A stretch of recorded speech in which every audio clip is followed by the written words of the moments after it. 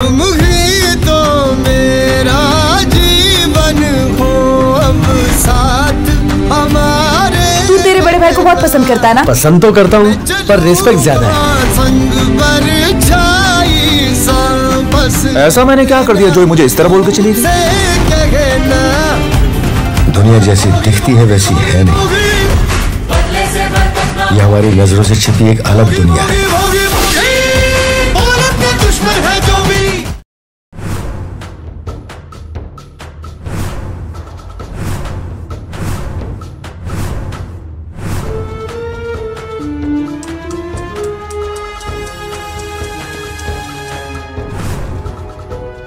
आम्ही आधीच ठरवलं होतं, ज्या दिवशी तृप्ती आमच्या समोर येणार आम्ही सगळ्यात आधी हिचा जीव घेणार। अरे श्रुतिका आमची पण बहीण होती, आज आपल्या बहिणीच्या आत्म्याला शांती मिळणार आहे। श्रुतिका तर गेली रे, पण तिला मारणारी ही, तिला आम्ही आमच्या हाताने मारलं। या सगळ्या प्रकरणाची खरी सूत्रधार ती मैत्रेयी, ती अजून जिवंत आहे। तिला नरक यातना देण्यासाठी आम्ही जे सांगतोय ते तुम्ही करा। या तृप्तीची डेड बॉडी त्या मैत्रेयीच्या गाडीत नेऊन ठेवा आणि पुढे काय करायचंय ना त्या रावसाहेब वर सोडा। रॉकी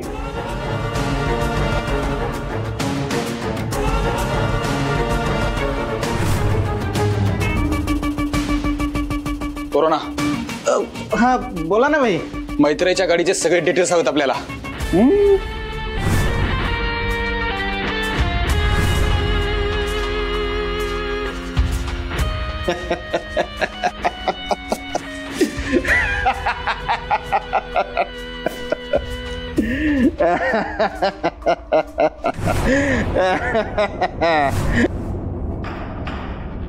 नाही मॅडम, या बॉडीचा आणि आमचा खरंच काही संबंध नाहीये। पण ही बॉडी तर तुमच्याच गाडीच्या डिक्कीत सापडली आहे ना? हो मॅडम, पण प्लीज प्लीज आमच्यावरती विश्वास ठेवा। ही बॉडी कोणीतरी आमच्या गाडीच्या डिक्कीत मुद्दाम आम्हाला फसवण्यासाठी ठेवली आहे। या सगळ्याच्या मागे खरा गुन्हेगार कोणीतरी दुसराच आहे। कसं आहे ना, संशयित आरोपीला पुराव्यासहित अटक करणं हे आमचं मुख्य काम आहे। बाकी सगळं कोर्ट ठरवणार। तुम्हाला आता आमच्या बरोबर पोलीस स्टेशनला यायचंय। मॅडम आम्ही काय म्हणतो, एक मिनिट,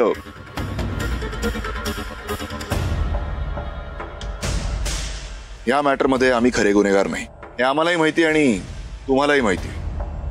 आता या डेड बॉडीचा जो काही टेक्निकल इश्यू आहे ना तो आपण आपापसात बोलून सोडवूयात ना।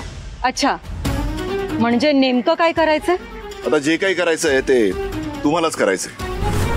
या कायदेशीर मॅटर मधून आम्हाला बेकायदेशीरपणे बाजूला करायचंय। यासाठी तुम्ही जी अमाउंट मागणार ती आम्ही तुम्हाला देणार। तुम्ही फक्त अमाउंट बोला। झालं की आणखी काही बोलायचंय? नाही, आमचं झालं, तुम्ही बोला। You are under arrest.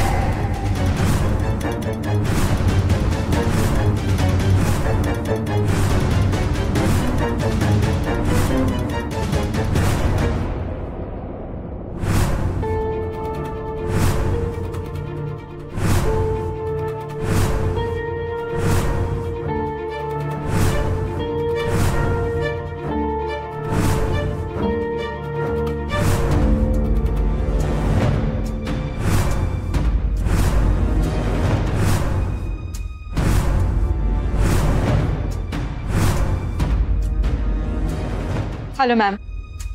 हाय, कशा आहात? आधी माझ्या डोळ्यासमोर अन्याय घडत असल्याचं पाहून फार वाईट वाटायचं, पण आता तसं नाहीये।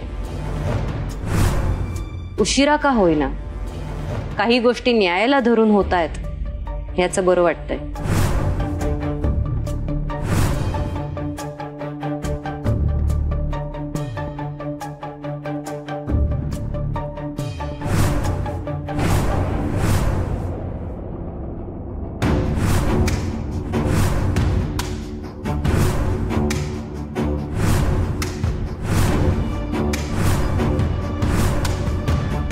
Welcome mister Raosaheb. एखाद्याच्या बाबतीत आपण जे ठरवतो ना ते पूर्ण होतच, हे आज पुन्हा एकदा खरं ठरतंय। फायनली तुम्हाला जिथे पाठवायचं होतं तिथे जाण्याचा प्रवास तुमचा सुरू झालाय हे पाहून जरा मला बरं वाटतंय.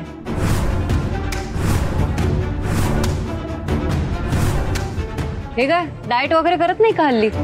पोट किती वाढलंय, चरबी पण वाढली. आणि हरकत नाही, जेलमध्ये गेल्यावर भल्या भल्यांची चरबी कमी होते, तुमचीही होईल.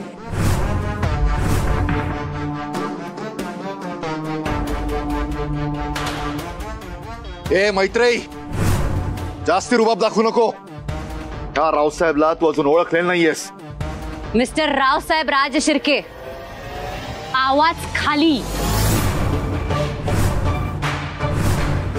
जेव्हा स्वतःच्या हातात बेड्या असतात ना तेव्हा तुम्ही कुणीही असाल तरी तुम्हाला लायकीत राहावं लागतं.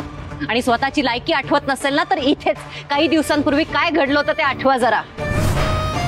तुमच्या जागी मी होते आणि माझ्या जागी तुम्ही, आणि ह्या जागी असणं हीच तुमची लायकी आहे.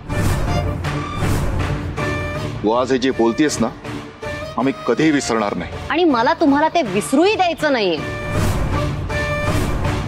आम्हाला कळतंय हे जे काही घडतंय याच्यामागे नक्की कोण आहे, आम्हाला सगळं कळतंय. खरंच कळत असतं ना तर स्वतःच्या मुस्काटात मारून घेतली असती पश्चाताप म्हणून. पण त्यासाठी ना स्वतःमध्ये स्वतःचा आत्मा जिवंत असावा लागतो. पण हरकत नाही, तुम्ही काळजी करू नका, तुमच्यातला आत्मा लवकरच जागा होईल. अति होते आता सगळं. अजिबात नाही, ही फक्त सुरुवात आहे. अति काय असतं हे आत गेल्यावर कळणार आहे तुम्हाला.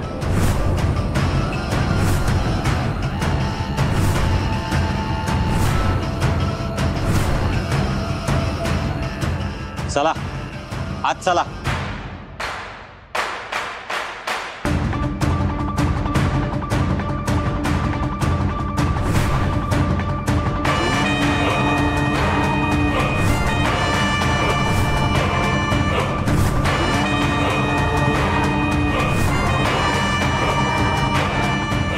सुर्वे काका, यस मॅडम. यांना असं अदबीन आणायला हे काय आपले पाहुणे नाही आहेत, संशयित आरोपी आहेत. घेऊन जा आणि कोठडीत ठेवा यांना. चल रे. ऑफिसर. Yes ma'am. या आरोपीचे इंटरोगेशन तुम्ही करणार आहात. Yes ma'am. जमेल ना? नक्कीच.